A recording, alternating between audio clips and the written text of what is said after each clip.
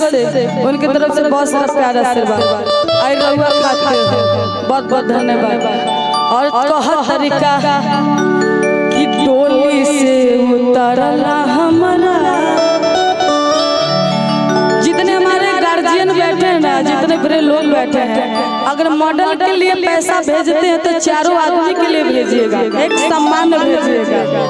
एक आदमी को नहीं भेजिएगा, चारों के लिए भेजिएगा कि डोली से उतरला हमारा 4 दिन न बीतल हमें हाथी महावर हमारा हाथ के न छूटल कि डोली से उतरला हमारा 4 दिन न बीतल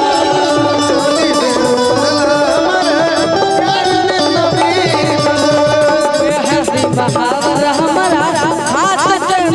छूटल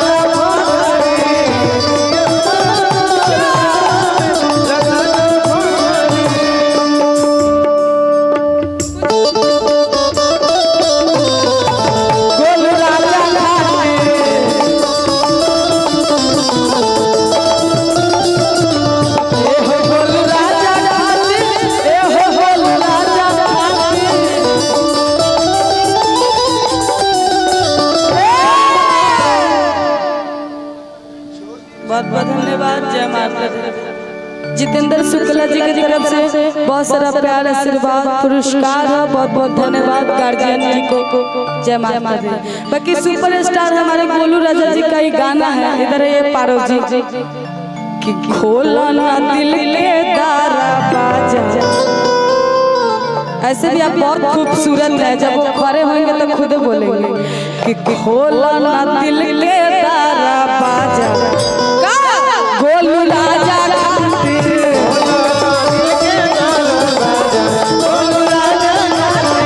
खोला ना दिल के दरवाजा गोलू राजा खातिर,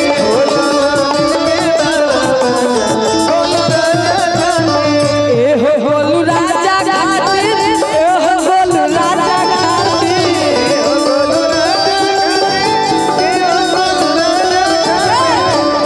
गोलू राजा खातिर, ए हो गोलू राजा कि दौरी के बहिया में आजा गोलू राजा खातिर,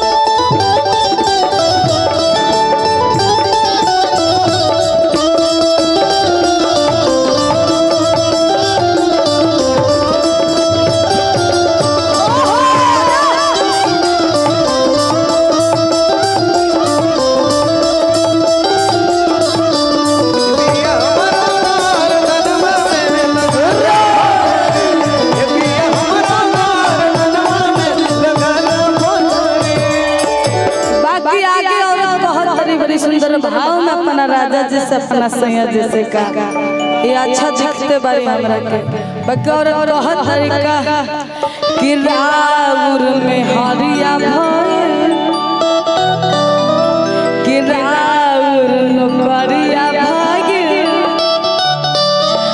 हमारो सौतिनिया आ तू रहत घर रजऊ हम बनती कनिया। आज जितना पलामू के धरती पर जितने हमारे जनता जनार्दन हमारे लोग दिखाई दे रहे हैं अभी तक ले आप लोग फेसबुक पे 8 मिलियन फॉलोवर्स आप लोग दिए हैं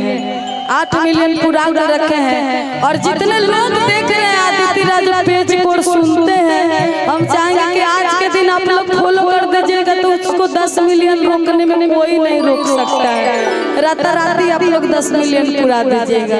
तो हम चाहेंगे कि आप लोग हल्ला करके बता दीजिएगा सब लोग फॉलो करेगा आदित्य राज पेज को हमारे गोलू जी के भी पेज को फॉलो कर दीजिएगा। बहुत बहुत धन्यवाद आपको। जय माता दी।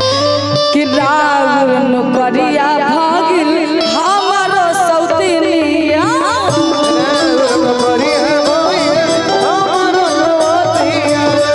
तू रहत घर रजऊ हम बनती कनिया